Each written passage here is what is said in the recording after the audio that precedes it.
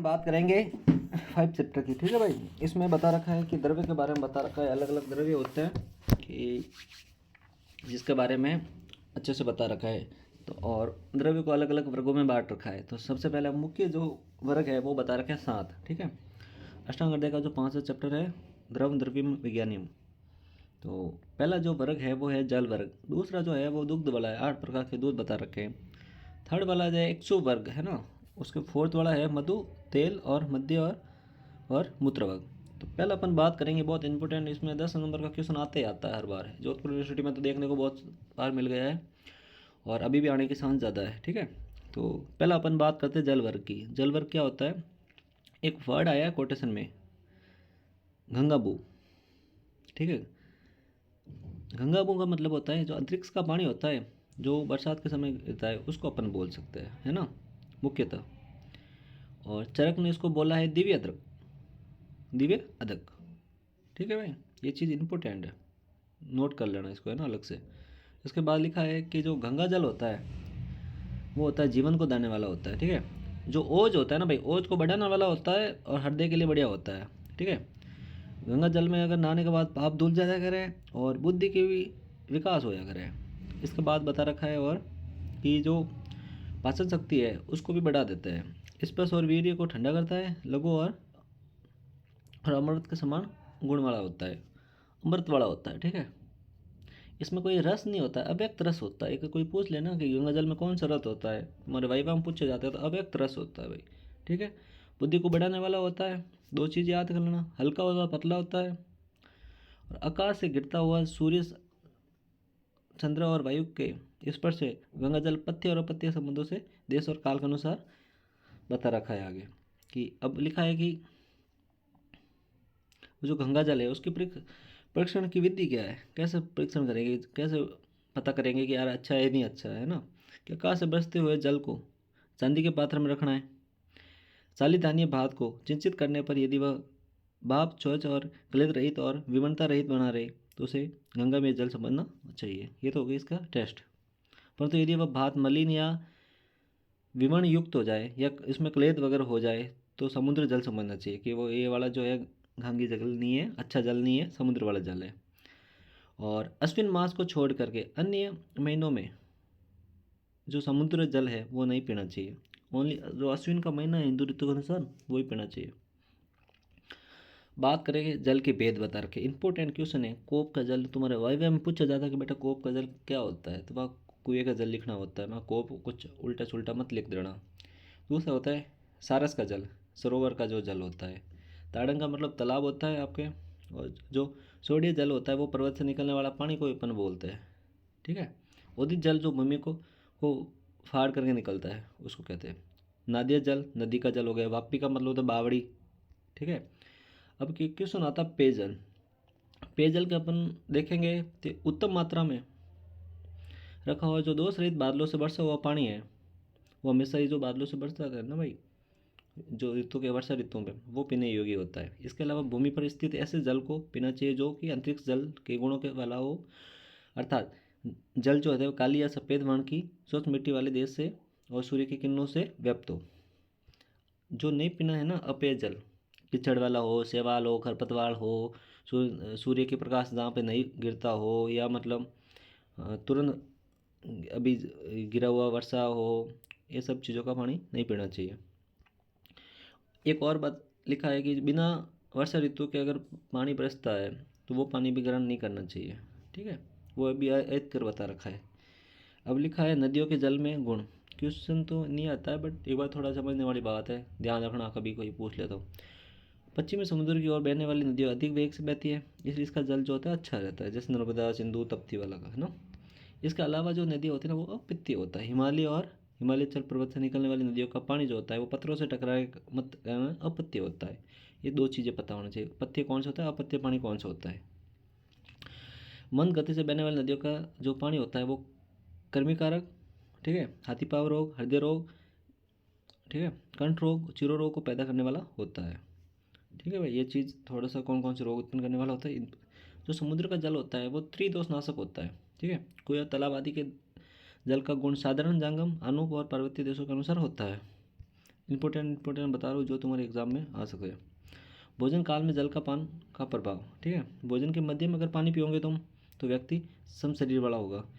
भोजन के अंत में पानी पीने वाला होगा तो स्थूल वाला होगा। और अगर स्टार्टिंग में अगर पानी पियोगे तो व्यक्ति जो है वो क्रश होगा। 3 चीज़ें पता होनी चाहिए, वाइवा में पूछा जाता है, ये वाला पॉइंट नोट कर लेना, स्क्रीनशॉट लेना इसका। अब क्वेश्चन आता है कि जो शीतल जल के गुण क्या होता है। गलानी, मूर्छा, सर्दी, श्रम, भ्रम, तृष्णा, उष्णता, दाह, रक्तपित्त और विष विकार में शीतल जल ही बढ़िया रहता है। अगर डिप्रेशन है किसी को, तुम ठंडा पानी पिलाओ, गर्म तो दोगे नहीं और डिप्रेशन बढ़ेगा। ठंडा, हल्का ठंडा पानी, ऐसा नहीं बर्फ़ के गोले खिला दो तुम। इसके बाद अगर देखें तो जो गर्म पानी के, ये क्वेश्चन आया है ना, अभी 2 नंबर में देखा है मैंने। अभी थर्ड ईयर के जो हाइजीन का पेपर होता है उसमें भी देखा गया है कि उष्ण जल के गुण बताइए। तो उष्ण जल जो होता है वो अग्नि को बढ़ाने वाला होता है, समझते हैं अपन। अग्नि बढ़ेगी तो तुम्हारी पाचन शक्ति बढ़ेगी, पाचन शक्ति बढ़ेगी तो भूख लगेगी, भूख लगेगी तो जो आम दोष है उसका निवारण हो जाएगा। इसमें लिखा है, देखा, आम अजीर्ण पीना, श्वास पास उसूल में हितकारी होता है, खांसी में, नवजोर में भी बढ़िया रहता है। कफ रोग, अगर तुम्हारे चेस्ट में कफ अब जमा हुआ है, इन्फेक्शन हो रखा है तो इसमें भी गर्म पानी पीना चाहिए। और गले का इन्फेक्शन में भी लिखा है, इक्का रोग में, कंठ रोग में, ठीक है भाई। अब जो शीत जल के गुण बता रखा है, उबाल कर ठंडा किया हुआ पानी लघु औषधों के शुद्ध करने वाला होता है, ठीक है। अत्यधिक दोषों को, जो ज़्यादा बढ़ रखे हैं ना उनको दोषों के लिए हितकारी रहता है। और अब क्वेश्चन आता है कि यार सारे बॉस बता दिया, पानी, नाले का पानी भी पीते लोग, तो कैसा होता है, क्या काम करता है। स्निग्ध तो होता है कि उसमें तेल की मात्रा अधिक होती है नाले के पानी में। मधुर होता है, शीतल होता है, लघु होता है, तृष्णनाशक, जो प्यास को बुझाने वाला होता है। वात पित्त को समन करने वाला होता है। दीपनीय होता है, ठीक है। और बस्ती शोधक होता है। ये तो हो गया पहले वाला तुम्हारा वर्ग था ना, जल वर्ग, इसकी कथा, ठीक है, बहुत बड़ी थी। 10 नंबर का क्वेश्चन में तुम इतना, जितना मैंने बोला है उतना लिख दोगे, सफिशियंट है तुम्हारे। दूसरा बात करके दुग्ध वर्ग। दुग्ध वर्ग जो है 8 प्रकार के, आज 2 वर्ग ही करेंगे अपन, बाकी वाला कल देखेंगे। जल वर्ग और दुग्ध वर्ग करेंगे, बाकी का नेक्स्ट वीडियो में देखेंगे। तो दुग्ध वर्ग जो होता है वो 8 प्रकार के दूध बता रखा है, गाय, भैंस, बकरी, बकरी का, है ना। देख लेते हैं अपन कौन कौन से दूध होता है। सबसे पहले गाय का बता रखा है, दूसरा भैंस का, बकरी का, ऊँटनी का, स्त्री का, भेड़ का और हथनी का, और लास्ट वाला घोड़ी का बता रखा है, ठीक है। एक सभा क्या होता है, एक खुर वाली जो चीज़ होती है ना भाई, उसको बोल सकते हैं। क्यों वहाँ से इतना नहीं पूछता, दूध के गुण तुम देखना, ये पूछा जाता है कि दूध के गुण बता बेटा। कि सभी प्रकार के दुग्ध जो होते हैं रस और विपाक में कैसे हो गए, मीठे हो गए, स्निग्ध होते हैं, ओज को बढ़ाने वाले होते हैं, धातु को बढ़ाने वाले होते हैं, वात और पित्त को हरने वाले होते हैं, ठीक है। गुरु और दूध पूछे कि लघु होता है या गुरु होता है, तो गुरु होता है चीज़ में, है ना। शीतल होता है और कफ को ख़त्म करने वाला होता है। अब देखते हैं गाय के दूध के गुण। इंपॉर्टेंट क्वेश्चन है भाई, ये पढ़ लेना, 2 नंबर में पूछा जाता है या 5 नंबर में 2-3, मतलब या 5 नंबर में ये आ सकता है कि दुग्ध वर्ग को डिस्क्राइब करो, ठीक है। तो ध्यान से पढ़ना इस चीज़ को कि गाय का जो दुग्ध है वो जीवन को देने वाला होता है, ठीक है। पहला इंपॉर्टेंट नोट ये लिखना। दूसरा ये होता है जो श्रेष्ठ की जो बीमारी होती है ना, उरुसत है, श्वास की, उसमें भी ये गाय का दूध अच्छा काम करता है। और जिसकी मेमोरी लॉस होती है, याददाश्त कम होती है, तो इसके लिए भी ये काम करता है ना। इसके अलावा अगर किसी का वेट नहीं बढ़ रहा है तो गाय का दूध पिलाने से उसका वेट भी बढ़ेगा। थर्ड और बता रखा है इसने, स्तन्य वर्धक, मतलब अगर कोई जो दात्री है वो बच्चे को दूध पान करा रही है, अगर दूध में कमी है तो गाय का दूध दे सकते हो तुम। समझ शरीर में फैलने वाला और रेचक। रेचक का मतलब अगर कोई स्किन डिजीज है उसमें भी ये काम करता है, अच्छा है ना। श्रम, भ्रम, अगर चक्कर अगर आ रहा है, या क्रांतिहीनता, अगर मतलब क्रांतिहीनता को अपन समझ सकते हैं, इसका जैसे पीले हो रखा हो तो पीले में भी ये काम करता है। जीर्ण जोर में, मूत्रक्रच में, और तृष्णा में, प्यास है, खांसी है, श्वास में दिक्कत हो, रक्तपित्त को भी नष्ट करने में काम करता है। ये सारी चीज़ें हैं ना भाई जो बता रखे, इंपॉर्टेंट काफ़ी। दूसरा देखते हैं अपन, जो भैंस का दूध होता है, भैंस का दूध होता है तीक्ष्ण अग्नि वाला होता है, अनिद्रा के लिए पथ्य होता है। भैंस का दूध गाय के दूध की अपेक्षा गुरु और शीत वीर्य वाला होता है। वो उष्ण वीर्य वाला होता है, शीत वीर्य वाली, 2 चीज़ें याद करना बस। बात बकरी का इंपॉर्टेंट है भाई। वापस थोड़ा पानी, क्या लिखा, थोड़ा जल पीने के कारण, कूदने के कारण और कटुतीव्र आहार रस का सेवन करने के कारण बकरी का दूध लघु होता है। इंपॉर्टेंट बात यहाँ से आएगी अभी, है ना, कि इसका जो प्रयोग होता है, जो टीबी वाले पेशेंट होते हैं ना भाई, बकरी का दूध पिलाओ, टीबी वाले पेशेंट काफ़ी हद तक 70 से 80% ठीक हो जाता है।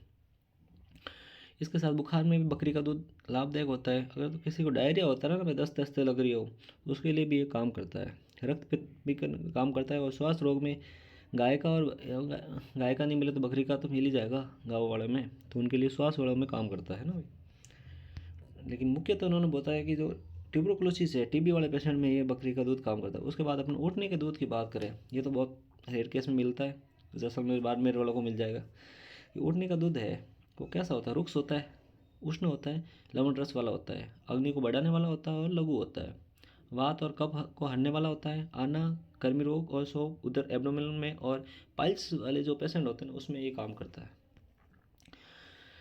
नेक्स्ट अपन देखते हैं स्त्री के दूध। इसके लक्षण क्या बता रखे हैं कि स्त्री का जो दूध है वो आँखों के लिए अच्छा होता है। ठीक है, बच्चों के लिए जो होता है ना, तभी तो उनकी आँखें अच्छी से काम करती है, अच्छे से रोशनी देती है।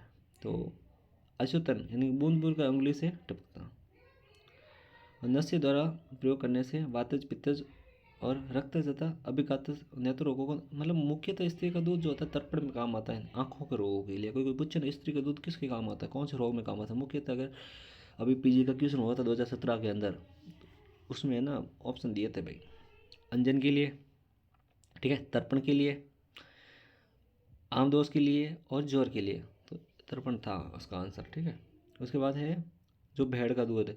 भेड़ का दूध पीने से जो होते हैं वो हृदय के लिए अच्छा होता है, ये है ना, उष्णवीर्य का होता है, और वात जो भी है, और हिक्का रोग, श्वास और पित्त कफ को कम करने वाला होता है। ये चीज़ें जो है ना, तुम्हारे बुक्स में बहुत सारी है ना फालतू की चीज़ें दे रखी है, तो वो चीज़ें तुम्हें हटा के जो जो इम्पोर्टेंट है ना, जो जो मैंने ज़रूरी है एग्ज़ाम व्यू में तुम ये लिख सकते हो, ये याद हो जाएगा, वही लिखा है, बाकी चीज़ें नहीं लिखी है मैंने। नेक्स्ट लिखा है हथनी का दूध के गुण। हथनी का दूध होता है शरीर को दृढ़ता मजबूती प्रदान करने का काम करता है, बस इन पे। एक सब पशुओं के दूध के गुण क्या होता है, घोड़ी का जिसकी बात करते हैं अपन, ठीक है। एक खुर वाले पशुओं का जो दूध होता है वो उष्ण वीर्य का होता है, लघु और हाथ पैर और रक्त त्वचा आदि में स्थित और वात विकारों को नष्ट करने वाला होता है। किंचित अम्ल और लवण वाला रस वाला होता है, वो बुद्धि को नाश करता है। ये वाला है ना, घोड़ी का दूध अगर पियोगे तो बुद्धि नाश हो जाएगी। एक दूध था जैसे गाय का दूध था, वो बुद्धि को बढ़ाने वाला था। ठीक है भाई। अब बात करें अपक्व दूध के गुण क्या होते हैं। अगर कच्चा दूध है, कच्चा दूध जो होता है वो कफ को बढ़ाने वाला होता है, अभिसंधि और गुरु होता है, मधुर रस होता है और उष्ण वीर्य वाला होता है। अभिसंधि का मतलब होता है जो स्रोतस होते हैं ना, प्राण व उदक व उस स्रोतों का अवरुद्ध करने का काम करता है। और पक्का दूध की बात करते हैं जिसको अपन गर्म कर रखा हो, जो दूध जो होता है कफ को नाश करने वाला होता है। ठीक है, स्रोतो शोधक होता है और लघु होता है, लेकिन ज़्यादा उबाल दिया तो तुम ज़्यादा ही उबालोगे ना भाई, मिठाई इठाई बना ली तो वो गुरु हो जाता है फिर। धरोष्ण दूध के गुण बता रखा है कि तुरंत, जैसे अभी जाए डायरेक्ट भैंस से निकाला या गाय से निकाला हुआ दूध जो होता है वो अमृत के समान होता है। ठीक है। दही के गुण बता रखा हो, दही इंपॉर्टेंट है, रात में नहीं खाना चाहिए, सब अलग अलग आचार्यों ने बता रखा है। दही जो है वो विपाक और रस में जो होता है अम्ल होता है, ग्राही यानी कि मल को सुखा करके बांधने वाला होता है। गुरु होता है उष्ण, दही का वीर्य कौन सा होता है, उष्ण होता है, और गुरु होता है। रुचिकारक होता है, खाने को मतलब अगर खाने में रुचि नहीं होती ये बढ़ाने वाला होता है, वात को नष्ट करने वाला, रक्त पित्तकारक होता है, शोक और सूजन और मेद, अगर सूजन वूजन आ रखी है तो दही अगर खाओगे तो तुम्हारे कम हो जाएगी थोड़ी बहुत। बल को बढ़ाएगा, शुक्र को बढ़ाने वाला दही होता है, दही खाना ही चाहिए। शीतजनीय विषम ज्वर, और अगर तुम्हारा सर्दी जुकाम 10-15 दिन से ज़्यादा है तो इसमें भी ये काम करता है ना भाई। मलय निकाल के बनाया गया दही घृणी रोग में पथ्य होता है। ठीक है, ये चीज़ तो मेरे को ही थोड़ा कम समझ में आई थी कि घृण रोग में कैसे काम करता है, बट आचार्यों ने लिखा है तो क्या पता करता होगा। अब दही का निषेध दे रखा है कि किसको दही नहीं खाना चाहिए, गर्म की हुई तथा ठीक से न जमी हुई दही जो है वो नहीं खाना चाहिए। रात्रि के समय और प्रतिदिन नहीं दही नहीं खाना चाहिए, हमेशा नहीं खाना चाहिए, ऐसा नहीं डेली स्टार्ट हो जाओ। वसंत ग्रीष्म और शरद ऋतु में दही नहीं खाना चाहिए। 3 ऋतु बता रखी है, कौन सी ऋतु में नहीं खाना चाहिए, टाइम बता रखा है, रात्रि में नहीं खाना चाहिए, और गर्म और जो ठीक से नहीं जमा हो वो दही नहीं खाना चाहिए। दही को यदि खाना है तो उसमें मूंग की दाल, सूप अथवा घृत मिश्रित तथा आंवले के चूर्ण को मिलाकर खाना चाहिए, नहीं तो जो रक्त पित्त विषम कुष्ठ पांडु और भ्रम रोग उत्पन्न हो जाता है। अब बात करें, अब दही हो गया, दूध वाले तो इसमें सात चात सब आएगी। तकरा, मट्ठा जिसे बोलते हैं अपन हिंदी में, मट्ठा जो लघु होता है, कसाय होता है, अम्ल रस वाला होता है, खट्टा होता है भाई, अग्नि को बढ़ाने वाला होता है, वात कफ को हरने वाला होता है। दधि वस्तु के गुण, जो दही का पानी होता है ना भाई, उसके क्या गुण होते हैं? तक्र के गुण के समान ही होते हैं, रेचक और वातनुमन और श्वेतरोधक और लघु होते हैं। जो नवनीत के गुण बता रखे हैं, घी जिसे बोलते हैं, शीत वीर्य का होता है, बल को बढ़ाने वाला, जठर अग्नि को बढ़ाने वाला होता है, वर्ण को, जो कलर होता है ना, अगर तुम घी खाओगे तो वो चमकने वाला हो जाता है ना। ऐसा नहीं कि पीने स्टार्ट हो जाओ आज ही बॉस ने बताया तो पीना मत, डेली थोड़े थोड़े मात्रा में अगर तुम ग्रहण करोगे तो उससे फर्क पड़ता है स्किन में। नेक्स्ट लिखा है संग्राही। संग्राही का मतलब होता है जो अगर चूरमा वूरमा तुम खाओगे ना तो बल अच्छे से बांधने के बाद काम करेगा, दस्ते दस्ते में भी काम करता है ये डायरिया में। इसका जो उपयोग है वात पित्त और रक्तजन्य रोगों में, और से अर्श अधित फेसियल पैरालिसिस में, खांसी के रोगों कांस में नष्ट करने में काम करता है। शिरोद्योग नवनीत के गुण बता रहे, संग्राही होता है, रक्त पित्त सामक होता है और नेत्र रोग में काम करता है। ठीक है भाई। अब बात करें प्रॉपर घी के। घी जो होता है बुद्धि स्मृति मेधा को बढ़ाने वाला होता है, जठर अग्नि को बढ़ाने वाला होता है, आयु को बढ़ाएगा, नेत्र रोगों के अच्छा होता है, बालक एवं वृद्ध के लिए तो हितकर है, संतान क्रांति और सुकुमारतों को प्रदान करने वाला का होता है, स्वर जो आवाज़ है उसको बढ़ाने बढ़िया अच्छे से करने वाला होता है, रुसत विषप और अग्निदाह से पीड़ित व्यक्तियों के लिए बढ़िया होता है। घी जो होता है वात पित्त विकार, उन्माद, क्रांतिहीनता और जीर्ण ज्वर नाशक होता है। इसके बाद अपन देखें जो व्रण है, इंजरी इंजरी कहीं लगी हुई होगी तो उसमें भी अगर जल्दी से रोपण या टिश्यू को जल्दी रिपेयर करने का काम करता है। अब लिखा है गाय का दूध और घी श्रेष्ठ होता है, भेड़ का दूध और घी सबसे निदित होता है। ये चीज़ याद करना होगी। ठीक है। नेक्स्ट अपन बात करेंगे तीसरा वाला जो है वो वर्ग, ये वीडियो ज़्यादा लंबा हो जाएगा, फिर तीसरा वाला वर्ग अपन दूसरे पार्ट में करेंगे ना। इसमें अगर कहीं दिक्कत हो ना भाई तो पूछ लेना। इस बार मैं अपने डिस्क्रिप्शन में इसका व्हाट्सअप का जो ग्रुप है उसका लिंक डाल दूंगा, उसमें अगर मैसेज कर लेना तुम ऐड हो जाना, कोई नए हो या किसी को कुछ चीज़ समझ में नहीं आए या कोई इसके अलावा भी कोई सब्जेक्ट है first year second year third year या फाइनल ईयर के संबंधित तो वो पूछ लेना तुम लोग, है ना भाई।